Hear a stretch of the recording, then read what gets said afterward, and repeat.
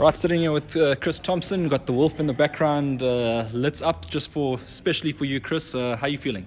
I'm feeling good, thanks, Hayden. Thank you for having me again on the show, and it's good to see you, brother. Thanks, yeah. No, it's good to see you. You've got some big news coming up, I see, and that's why we're here today. Fighting next weekend. That's super soon. Yes, yeah, I'm fighting next weekend. I'm fighting in Tanzania. I'm fighting for a new promoter that I signed with on last weekend. A very big international heavyweight promoter by the name of IVALYO GOTZEV. He owns a promotional company called Epic Sports Entertainment. And he's done really the biggest fights in the world. Anthony Joshua, Kubrat Pulev. He's promoted Triple G for a couple of years. Samuel Peters, Shannon Briggs, Vladimir Klitschko, some of the biggest names in the world. So, it's just a privilege to be signed with him. We signed a multi-year, multi-fight deal. So, it's just great, and I'm excited for the future. We saw you took the trip down to Cape Town to do all the formalizing of the contracts and, make all the big moves. Was it important to you that he came out and did it himself? Yes, look, obviously, it's very important to meet the guy, And when I got the phone, he phoned me, and he phoned me on the Friday, and he asked me if I'd get on a plane on Sunday. And he brought international guys from Bulgaria, America, and some other guys from Cape Town to have like a sparring camp. And he phoned me and asked me if I would join. And that Sunday I jumped on a plane and went down and met the guy. And I was actually the only guy that got given a contract, thankfully. And, just all the work that me and Shannon have been putting in it's starting to pay off. Yeah, let's talk about Shannon, because he's your new head coach, and obviously most people would have been used to you training at the Smiths gym with Sean. What transpired there? Yeah, look, obviously I've left Sean and left the Smiths. I had a great time there, and me and Sean had some good wins together. But our paths just separated, and there's nothing bad between me and Sean. All the love in the world, and like I said, I learned a lot. We did great things together.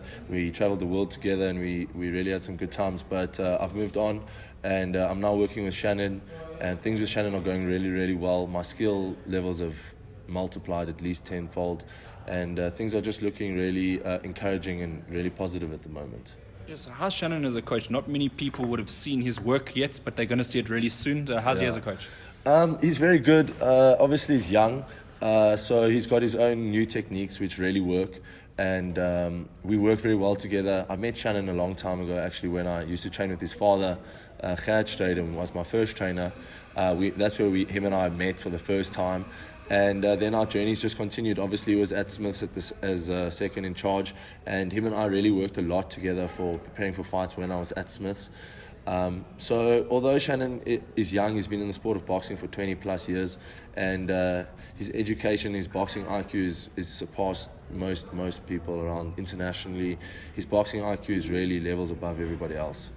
Oh, I mean, that's what you want on a trip, someone that's been there and done that. And he's one of the guys that will be with you on the road, even overseas for a camp maybe. Yes, so actually I can disclose we're going to be fighting in Bulgaria on the 4th of September. So Shannon and I will both be in Bulgaria for the whole month of August. And then we will fight on the 4th of September in Bulgaria with my new promoter, IVALYO GOTZEV, and Epic Sports Entertainment. So we look forward to that, and that will be our first very big international outing together as a team. And like I said, we'll spend the whole month of August in Bulgaria together on camp with the new promoter. So, things are good. It's exciting for both of us. And it's good times. And what has it been like getting in with former foe Kani Puzi and sparring? What you guys been up to? Yeah, look, obviously, I've always said boxing is nothing personal.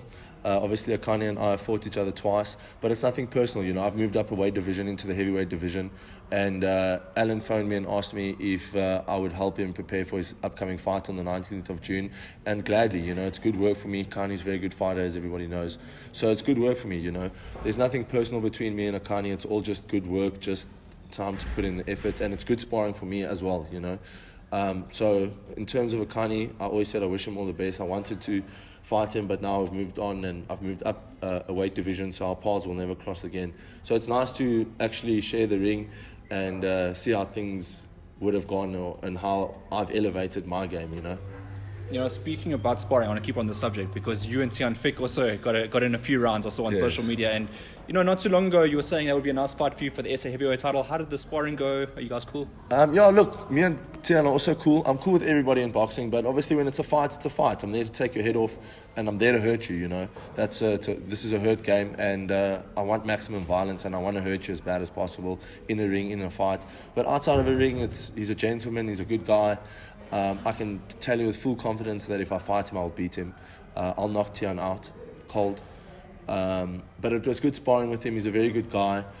He's going to the Ukraine now to fight, and I wish him luck. I don't think our paths will cross because I think he's going to vacate the SA heavyweight title. If he doesn't, and we do fight, I will knock him out. Okay, so you are still interested in this, despite signing with the overseas promoter, you are still interested in the South African title? That is something that we will get by the end of the year. Yes, 100%. Right. Has that been discussed between you and the promoter? Yes, it has. Yeah, we will fight for the heavyweight title of South Africa this year and other titles this year. Now, I'm not going to ask you to disclose the contract and everything like that, but from what you've seen, are you happy? Yes, I'm very happy. Like I said, I'm very excited to be signed with an American promoter, especially a promoter of that size, you know.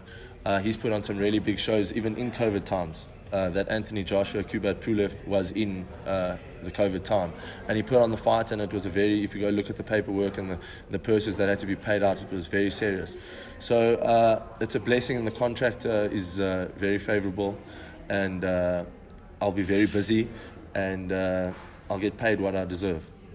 And do you feel as though you'll be on some of these bigger shows? Are you going to be put on undercards maybe? Or Definitely, 100%. We will definitely be on.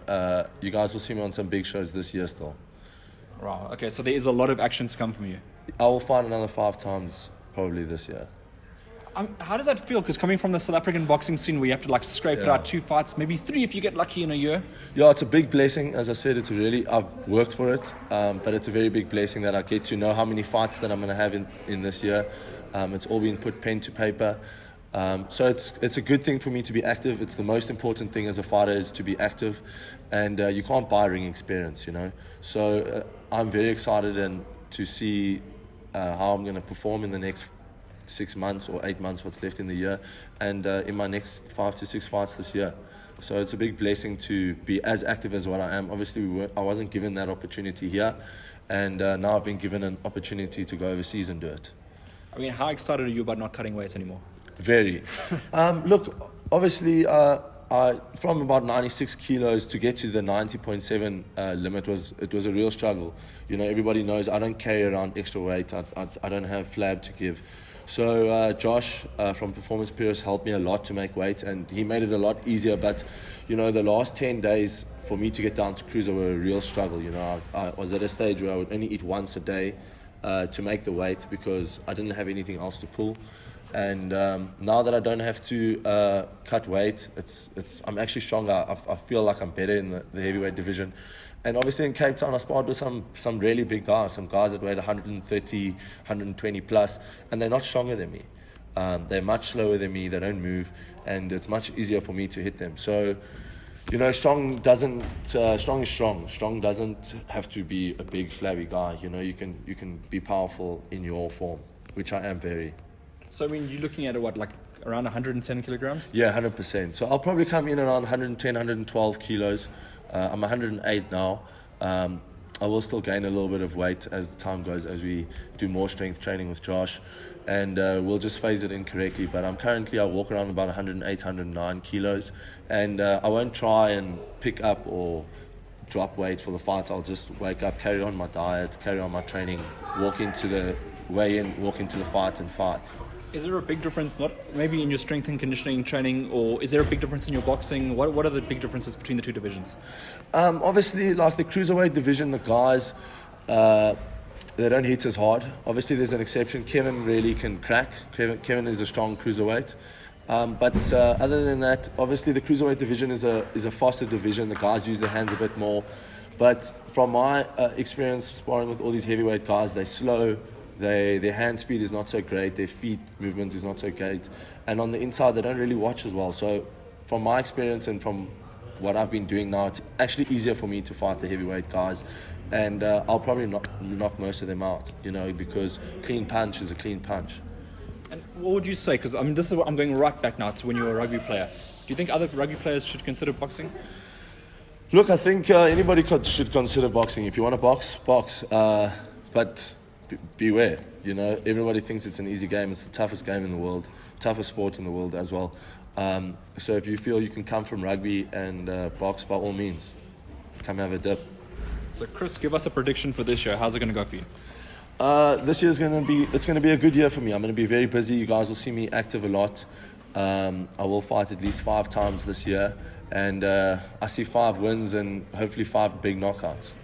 So we're going to do a post-fight interview when you come back from Tanzania, and then a Zoom interview maybe when you're in Bulgaria. Yes, 100%. So I have my itinerary already for the year.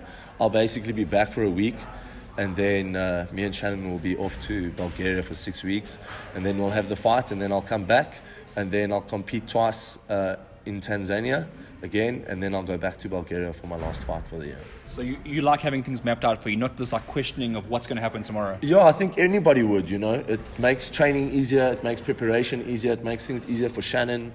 We can plan. It makes things easier for Josh. He knows what to do with the strength and conditioning basis. He knows when to really push my cardio side or really to push the strength side.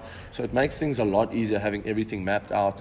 And also I'm a professional, I work hard, and it's much easier with the schedule knowing, okay, you're going to be fighting on this date. This is who you're going to be fighting. This is what you're going to get paid. And it's all put pen to paper already, So it would be easier for anybody, and it makes that hard training just that much easier. When you're going into deep depth into training and it's hard, at least I know for a fact, I've got a fight coming up, and it's not is this going to happen? Is the show going to get cancelled? Is the opponent going to show up? Is it actually going to happen? Now being assigned abroad, at least I know I have those sureties with this big epic sports entertainment. I was thinking for Josh in particular, being a scientific trainer, that he'd like to scientifically plan out everything ahead of schedule. So does it work out for him more than it maybe does on the boxing side? Yeah, look, definitely it'll, like I said, it works out for all of us. Also Shannon is very technical, as I said, his boxing IQ is very high. So we actually plan things like, if I was sparring on a Monday or on a Tuesday, Monday we do sparring setups, and we plan everything for the week before we go. So Monday, when I come into the gym on Monday, I know what I'm doing for the whole week, all the way up until Sunday. I know what my week looks like. So it'll be easier for me as the athlete, and it'll be easier for both of my coaches. Shannon, my boxing coach, and then Josh, my strength and conditioning coach. It will be easier for them to plan my programs according to the fight, and I'll perform much better, because we know where that peak is. So it's not going to be like, we're getting to the peak. Oh, wait, maybe the show's not going to happen. We're going to have to start dipping. Yeah. Now it's like we know exactly where we're going. No rearview mirrors, rocket ship, let's go. Well, boxing's a solo sport, but there's a lot of people involved, isn't there, around the scenes? Lots. How many people are backing you? Look, I'm blessed. I'm blessed to be backed by whoever backs me, and I do have some great sponsors that back me. Transvaal Training, Bidvest, McCarthy, Nissen Ramberg, let me think. CQC Africa, Pro Sports International, they're my managers, and they've helped me out a lot as well.